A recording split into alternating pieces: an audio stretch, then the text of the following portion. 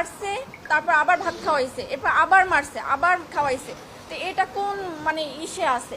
মানুষরে তো এরকম মাইরে ফেলায় না, সে যদি একটা খুনিও হইতে পারে তারে তো এরকমের জীবন তো মাইরে ফেলাইতে পারে না। বলেন, তারা প্রশাসনের কাছে দেন, কিন্তু ওরে মাইরেন না। নিতে হলে টাকা দিতে হবে 35,000 টাকা দিয়ে ছাড়াই নেন, নাহলে আমরা ওরা ছাড়বো না, ওরে আরো মারবো। ফ্যামিলির কেউই নাই একটা মানুষের। আমার আপনার কি যদি এরকম থাকে তাহলে তো আমরাও একই পথের প্রতীক হইতাম, যে মা বাবা ভাই বোন কেউই নাই। মূলত 11টার দিকে আমার বাবাকে ফোন দেওয়া হয়েছে, রাত 11টার সময় ফোন দেওয়া হয়েছে, আপনি কি তোফাজ্জেলের মামা?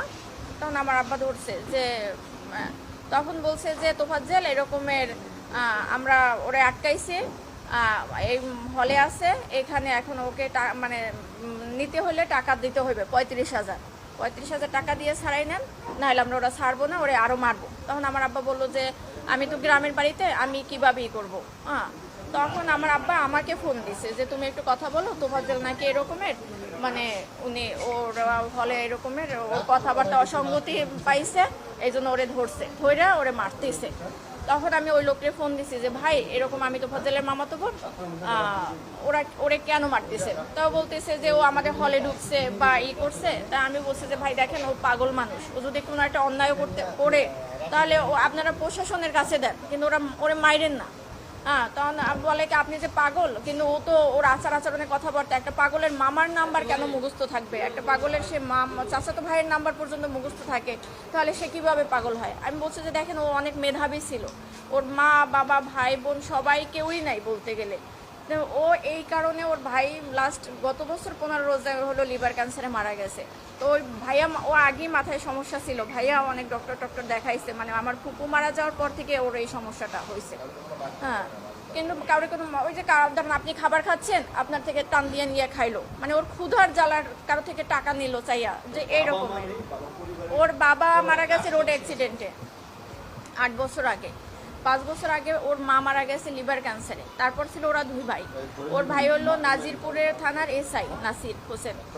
তখন উনি গত বছর মানে পহেলা রোজায় ধরা পড়ছে ক্যান্সার, উনি 15 রোজায় মারা গেছে। তো ওর ভাই মারা যাওয়ার পরে হইলো ও একদম রাস্তার উম্মত পাগল হয়ে গেছিল। তারপর আমরা অনেকবার ট্রাই করছি ওরে পাবনায় নেওয়া ডক্টর দেখানোর জন্য বা ই করার জন্য, কিন্তু ওরে মানে ইয়ং তো, ওরে ধৈর্যাও বাইদাও রাখার মতো ওরকমই না। একবার শিকল ভাইকেও ছুটে গেছে, যে দিনকে আমরা সকালে পাবনায় নিয়ে যাব। এই এখন কালকের তো এই অবস্থা। পরে হলো ওই লোক, আমি ফোন দিছি পর উনিও আমাকে সেম একই কথা বলছে, যে মানুষটা 4 বছর আগে থেকে পাগল, সে কিভাবে রাজনীতি করবে? আর দলীয় বলতে কি, ও তো নিজের মানে পরনের কাপড়ে ওর মাঝে মাঝে থাকতো না, তাহলে সে দলীয় করবে কি? মানুষরে তো এরকম মাইরে ফেলায় না, সে যদি একটা খুনিও হইতে পারে তারে তো এরকমের জীবন তো মাইরে ফেলাইতে পারে না। বলেন, এটা কোন আইনে আছে আর কোথায় আছে?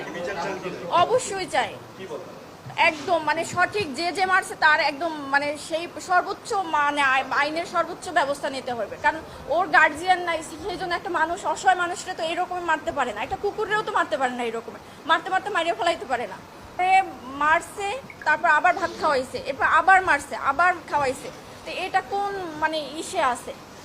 সে যদি কোনো একটা অন্যায় করতে পারে বা ওর কথার অসঙ্গতি দেখায় তো তারা সন্দেহ করছে, তাহলে তাকে থানায় দিয়ে দিত। তারে 3-4 ঘন্টা মাইরা তারপর আবার থানায় মানে একটা হসপিটালে ভর্তি করায় নাই, তাকে হসপিটালের বাইরে রাইখে গেছে মৃত অবস্থায়। এটা কোন বিবেকে করছে? বা এটা কোনো তো হইতে পারে না।